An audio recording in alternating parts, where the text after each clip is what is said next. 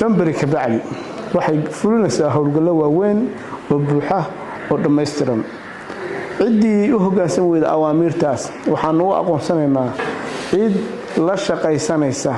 oo u ogolaanaysa inay ku dhex dhuntaan argagixisada daacis runtii waxa dhiman wax yar dhowr godad yar oo tirsan godadka tirsani waxa ay ku nool yihiin wax kale ma ahan waa dadka reer miyiga ah iyo xijiyeysatada dawladda ay u turayso inay waxyeel gaadho waa sababta qasabtay digniintii u dambeysay in aanu jeedino raxmaan raxiim maanta ay taariikhdu tahay 4 bishii shanaad 2026 waxaan dadweynaha reer Puntland qaasatan gobolka Bari aan la wadaagaynaa awaamiir ka soo baxay guddiga nabadgelyada gobolka Bari awaamirtaas oo lagu farayo dadweynaha in ay ka guuraan dadka reer miyiga ee degan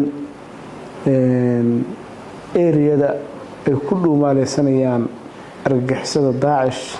iyo boholaha ay ku jiraan dadka ka agdhow maadaama ciidamada dawladda Puntland ee la dagaalanka argagixisada ku howlan ay operation ka wadaan godadkii dhimanaay ay ku dhuumanayeen dadka deegaanka oo isugu jira reer miyi xoolo dhaqato ah iyo xijiyeysato waxaan rabnaa inaan wax waxyeello soo gaarin dadkaas waa shacabkayagii waxaan ilaalinaynaa naftooda iyo maalkooda sidaas awgeed waxaan ka codsanaynaa inay ka fogaadaan goobaha iyo godadka ay ku dhuumaaleysanayaan argagixisada daacish cidii u hoggaansan weydo awaamiirta dawladda ha ogaato inay nafteeda ay gelisay khatar sababtoo ah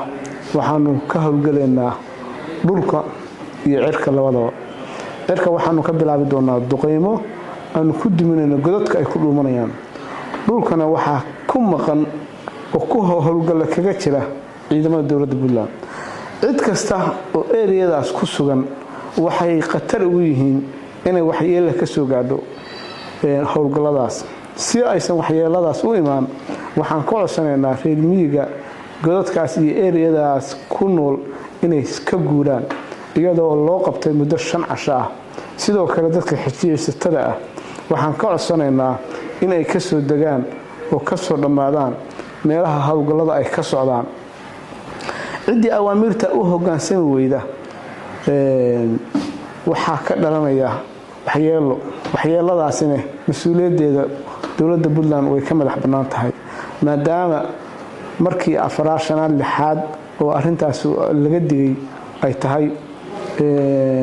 oo aad moodid xijiyeysadii iyo reer miyigii in ay isku dhijinayaan area-dii looga digayay oo waxyeelladu ay ka soo gaarisay dawladdu ayadoo marka waajibkeeda gudanayso Shambari kabacdi waxay fulinaysaa howlgallo waaweyn oo buuxa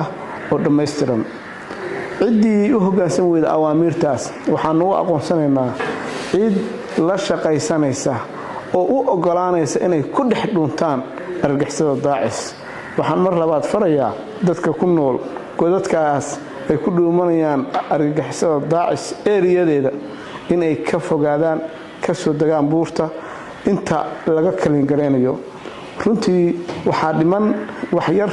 dhowr godad yar oo tirsan godadka tirsani waxa ay ku nool yihiin wax kale ma ahan waa dadka reer miyiga ah iyo xijiyeysatada dawladda ay u turayso inay waxyeello gaadho waa sababta qasabtay digniintii u dambeysay in aanu jeedino anagoo guddiga nabadgelyada gobolka Bari ah